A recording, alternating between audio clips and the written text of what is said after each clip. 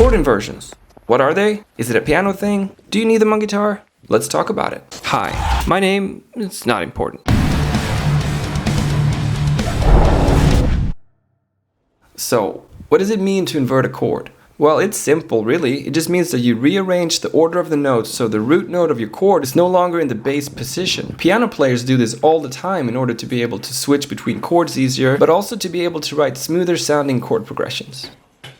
Now, as guitar players, we don't have to feel left out. We can do the same thing. But how would one go about something like that, and why would we want to? Well, I've written many progressions using only power chords, and sometimes I don't like how going up the neck changes the sound of the chord so much. And that's not only because my guitars are so poorly intonated. No, the sound is thinner for obvious reasons, and sometimes you just want to keep a consistent timbre and not lose so much sound moving up the neck. Also, if you're a beginner, some progressions could be easier to play this way too, so let's make up a simple example to demonstrate what it is I'm talking about.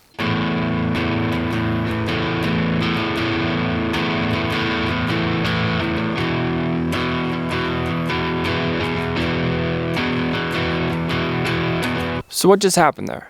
Let's backtrack and try to make sense of it together. Well, this is an open E power chord. E, B, E. We all know the shape. If we remove our ring finger and bar the first two notes, what do we get? E, A, E. I would think of it as we either have an E sus4 chord with the fifth missing, or we have an inverted A power chord. In this context, I'm treating it as an inverted A power chord. Even though the whole thing I played is only 3 notes total, E, B, and A, I'm now going to think of it as going from an A chord to an E chord. So let's play it again. Let's add some bass to it. Let's double the guitar using octave chords to add some nice studio magic to it. And if you don't know what octaves are, you should watch my video on layering with octave chords.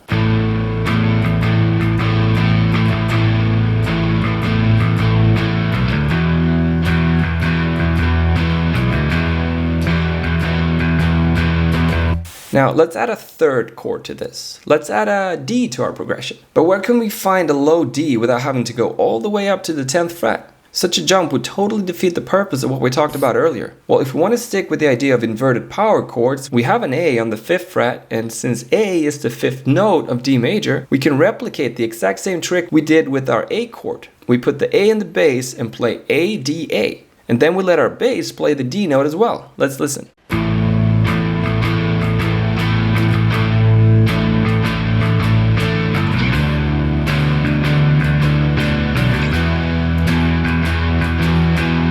I like that.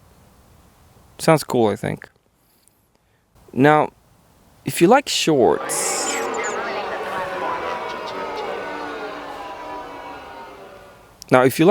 I've started a new segment called Band Practice. And for the first installment, our group of misfits got together to expand upon this idea of inverted power chords. You can find that in the short section on my page if you're interested in that kind of stuff. And by the way, this inversion trick works pretty much anywhere on the neck as long as you're in standard tuning. And the simplest way to demonstrate this is to play any power chord on the A string. This is a C power chord. If we add the note above the C and play it again, we have an inverted C power chord. Even though our root note is a G, we can move that shape anywhere we want and try the same thing. For example, here we have an E power chord. If we add the note above it, we have an inverted E power chord with a B in the bass. And if we go from the E to the F sharp, we have a regular B power chord. So it's obviously about context. We interpret the sounds and the chords depending on the context of the whole composition, what we've heard before, and what our ears expect to hear next, etc. I will leave you with one last example, something a little different this time. Maybe something arpeggiated, and maybe let's utilize some open strings. That way we have, what do we have? E minor works, A minor is easy. Why not throw in B minor? That way we get E minor, A minor, B minor. Those are all the minor chords of E minor. It's a 1, 4, and 5 in minor. Let's do that. But now we have a problem. How can we keep this open string kind of sound and still play a B minor chord? The open B string just wouldn't work at all if the goal is to keep a fairly consistent sound. That's right.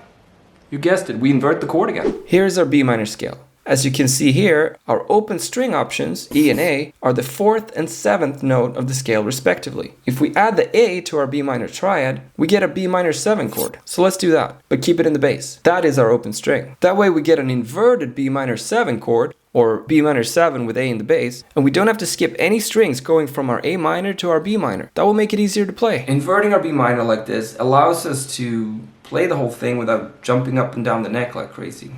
I'll show you in just a moment, but first I just want to say thank you for watching the video so far, and please, if you feel like any of this information has been helpful to you in any way, do me a favor by subscribing. It would really make my day. Thank you.